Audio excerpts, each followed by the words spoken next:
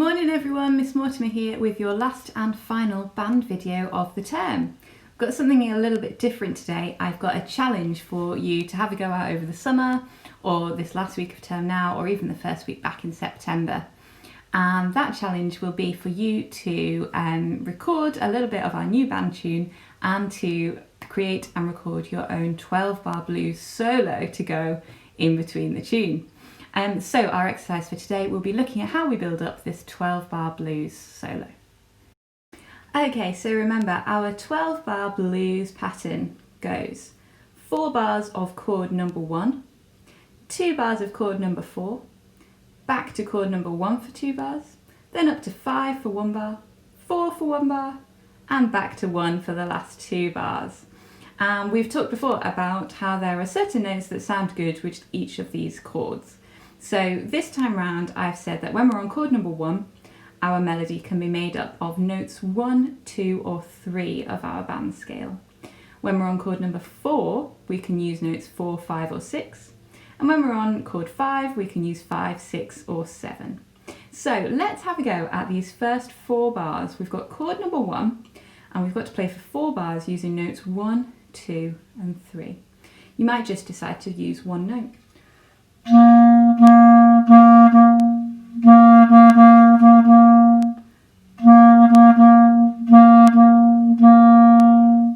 might use 1 and 2.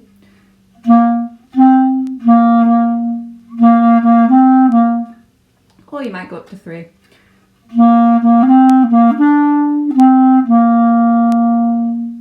There are all kinds of different rhythm sequences that you can use, and you might even like to repeat chunks. So what you do in the first 2 bars, you could repeat for bars 3 and 4. So here comes chord number 1 for 4 bars. Have a go at playing over it a few times and see if you can come up with something that you think sounds really good.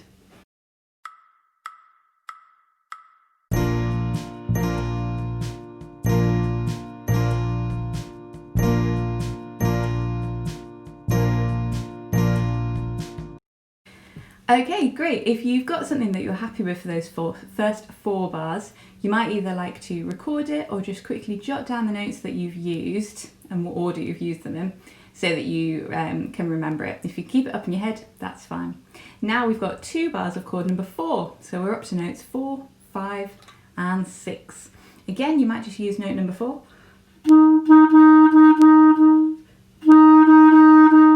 Or you might want to use all of them.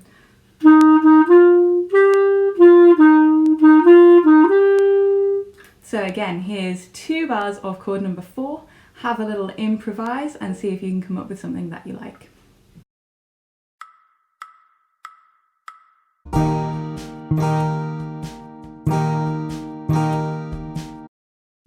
Good, well done. We're halfway there. We've done the first 6 bars. So again, write down or record your chord number 4 pattern. Now we are back to chord number 1. So you might like to repeat what you played at the beginning, or you might like to do something different. Here's another 2 bars of chord number 1. Have a little play using notes 1, 2 and 3 of the scale.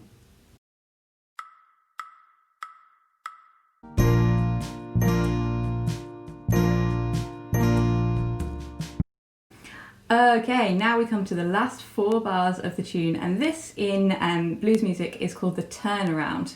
When we go 5, 4 and 1, because it's leading back to number 1 and the whole cycle begins again. So we've got 1 bar of chord number 5 where we can use notes 5, 6 and 7. And then we're going to go down to chord number 4 where you can use 4, 5, 6. A really common thing to do will be to repeat the same pattern you've done for chord number 5, 1 note lower on chord number 4. So for example, you might go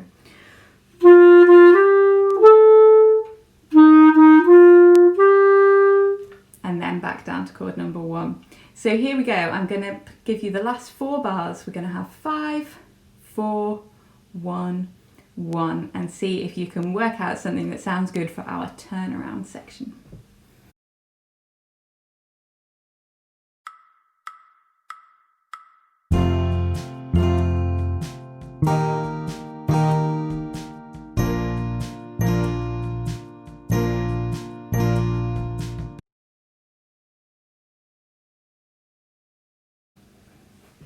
Okay, well done. So there you have it. That is your 12 bar blues structure. Again, write down or record what you've done for those last 4 bars and then have a go at putting it all together. Here is the complete 12 bar blues structure.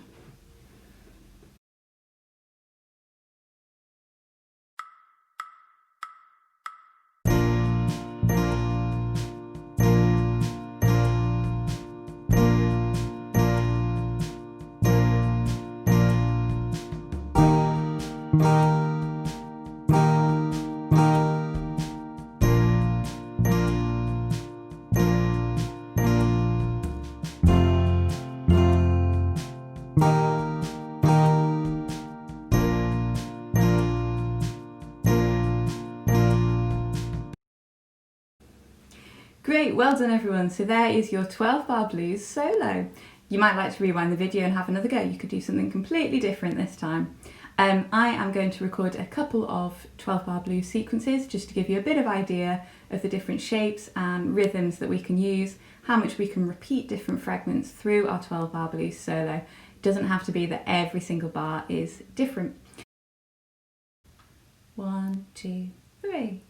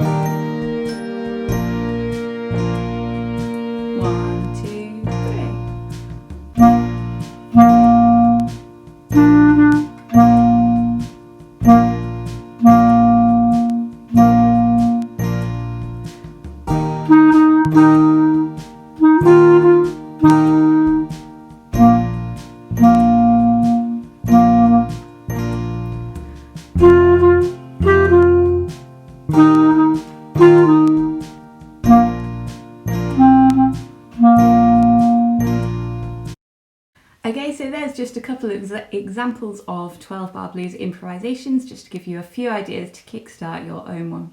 Now, if you've had a go at making up your 12 bar blues structure and you think it's sounding pretty good, you can add in a few blues notes if you'd like to. Look at note number 3 and note number 6 of the scale for your instrument, and then take it down by a semitone. So if it's, say, an F sharp, it's going to become an F natural. If it's an E, it's going to become an E flat. So if it's a sharp, it'll become a natural. If it's a natural, it will become a flat. And that's notes 3 and 6, and you can throw them in. So now when you're on chord number 1, you could use 1, 2, and note flat 3. When you're on chord number 4, you can use 4, 5, and flat 6. And they're blues notes, they just help it sound a little bit more authentic and within the blues style. 1, 2, 3.